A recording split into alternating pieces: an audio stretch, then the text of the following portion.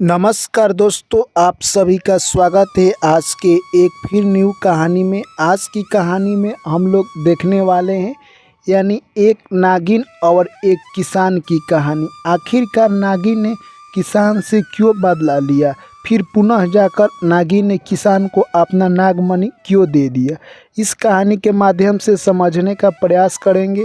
यह कहानी बहुत ही ज्ञानवर्धक है दोस्तों। यह कहानी आपको यह सिखाएगी कि कभी भी अनजाने में किसी के साथ गलत नहीं करना चाहिए। इस कहानी को अगर आप पूरा सुनते हैं तो आप ज़िंदगी में बहुत आगे तक जाएंगे। चलिए दोस्तों, कहानी को शुरू करते हैं। उससे पहले जो भी साथी एवं मेरे प्यारे भाई एवं बहन और दर्शकगण चैनल पर पहली बार आए हैं, चैनल को सब्सक्राइब कर लीजिए, ऑल नोटिफिकेशन को ऑन कर लीजिए। चलिए कहानी को शुरू करते हैं। एक प्यारा सा गांव था। उस गांव में यानी एक किसान रहा करता था। किसान की पत्नी और किसान काफ़ी मेहनती थे। दोस्तों, किसान के घर एक छोटा सा बच्चा था। किसान इतना मेहनती था कि सुबह काम के लिए खेत पर निकल जाता था और शाम को घर आता था और उसकी पत्नी घर में ही सारा काम किया करती थी। दोस्तों, ऐसी ही उनकी ज़िंदगी चल रही थी। एक दिन किसान खेत जाकर बैल से जोत रहा था। सभी खेत लगभग कहे तो जोत दिया, एक कोना बच गया था। तभी उस कोने में बैल यानी अच्छी तरह से घूम नहीं पा रहे थे। तभी किसान कुदाल उठाता है और उसी से खेत यानी कहे तो कोड़ने लगता है। तभी उसी में एक नाग था जो कि उस कुदाल से कट जाता है और वहीं पर उसकी मृत्यु हो जाती है। दोस्तों, किसान देखता है कि वहाँ पर एक नाग का बच्चा था। उस बच्चा को उठाकर वो घर लेकर चला जाता है। तभी दोस्तों नागिन नहीं थी वहाँ पर, वो घूमने के लिए गई थी। तभी वो आती है और देखती है कि उसका नाग का मृत्यु हो चुका है। दोस्तों, नागिन काफ़ी गुस्से में आ जाती है और रोने लगती है। अब वो निश्चय कर लेती है कि किसान से हमें बदला लेना ही पड़ेगा। दोस्तों, अगले दिन वो किसान के घर पहुंच जाती है और जाकर देखती है कि किसान के घर में एक लड़का यानी झूले में झूल रहा है। दोस्तों, नागिन वहीं पर बैठकर देख रही थी। जैसे ही मौका मिलता है यानी किसान की पत्नी छोड़कर बच्चे को काम करने के लिए जाती है, तभी नागिन जाकर उस बच्चे को डस लेती है और वहां से निकल जाती है। दोस्तों, बच्चा के शरीर में धीरे धीरे विष फैलता गया और कुछ देर में बच्चा की मृत्यु हो जाता है।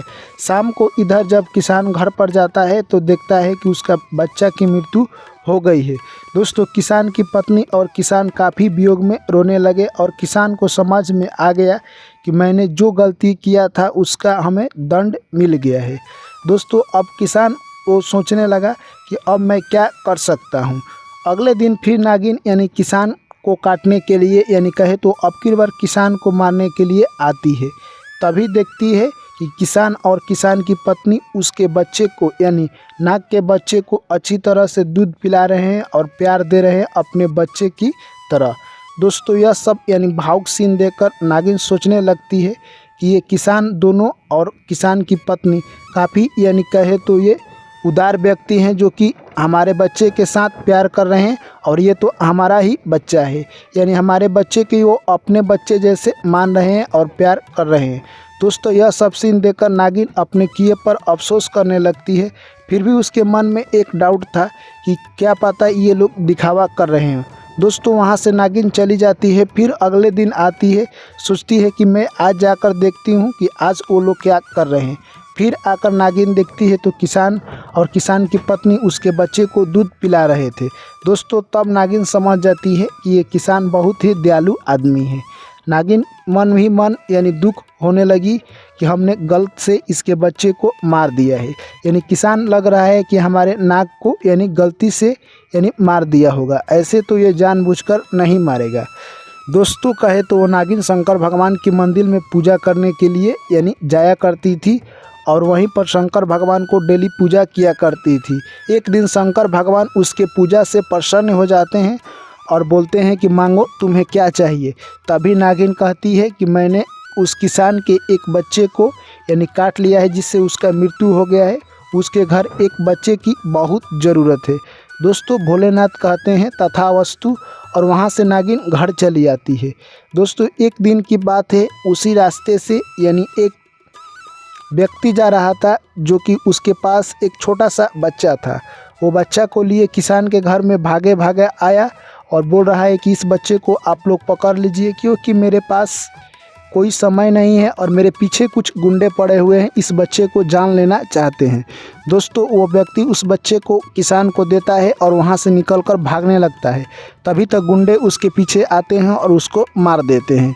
दोस्तों किसान की पत्नी उस बच्चे को लेकर अपने घर में छिपा देती है और उस बच्चे को और नाग के बच्चे को अपने बच्चे जैसा प्यार देने लगे और दोनों खुशी खुशी अपना ज़िंदगी जीने लगे। ऐसे में दोस्तों नागिन जब भी मन करता किसान के घर जाती और छिपकर देखने लगती। तभी दोस्तों एक दिन नागिन ने के पास नागमणि था। वो नागमणि के शक्ति से वो नागिन औरत बन जाती है और किसान के पत्नी को नागमणि दे देती है और बोलती है कि इस नागमणि को तुम अपने घर रखना, तुम हमेशा अमीर बनी रहोगी, तुम्हारे घर सुख शांति और अमीरी बनी रहेगी। दोस्तों यह बात कहती है और वहाँ से नागिन फिर पुनः अपने यानी कहे तो जंगल की ओर लौट जाती है और उसी जंगल में नागिन रहने लगी। दोस्तों नागिन ने जो किया उसे अपने किए पर अफसोस करने लगी और भगवान से डेली पूजा करती और अपने किए का अफसोस का क्षमा मांगती। दोस्तों आखिरकार नागिन को समझ आ गया कि हमने बहुत बड़ा यानी जानबूझकर पाप कर दिया, जिसका प्रायश्चित हमें करने के लिए पूजा पाठ करना होगा। तो आई होप, मैं आशा करता हूँ दोस्तों कि यह कहानी आप लोगों को समझ में आई होगी। किसान ने दोस्तों उसके नाग को जानबूझकर नहीं मारा, यानी वो गलती से खेत को रहा था तो उसी के लपेट में नाग आ गया, जिससे उसकी मृत्यु हो जाती है। परंतु नागिन ने उसके बच्चे को जानबूझकर डस लिया था। इसीलिए नागिन अपने किए का प्रायश्चित करने के लिए भगवान भोले शंकर का पूजा किया करती थी। तो दोस्तों इस कहानी से आपने क्या समझा हमें कमेंट कर ज़रूर बताएं। वीडियो अच्छी लगी है तो वीडियो को लाइक कीजिए, दोस्तों के साथ शेयर कीजिए और जो भी साथी पहली बार आए हैं चैनल को सब्सक्राइब कीजिए। चलिए दोस्तों आप लोग से मिलते हैं फिर हम अगली कहानी में एक न्यू स्टोरी के साथ। ऐसे ही प्यार और सपोर्ट आप लोग बनाए रखें। चलिए दोस्तों फिर मिलते हैं नेक्स्ट कहानी में। Thank you, take care, bye bye, जय श्री कृष्ण, राधे राधे।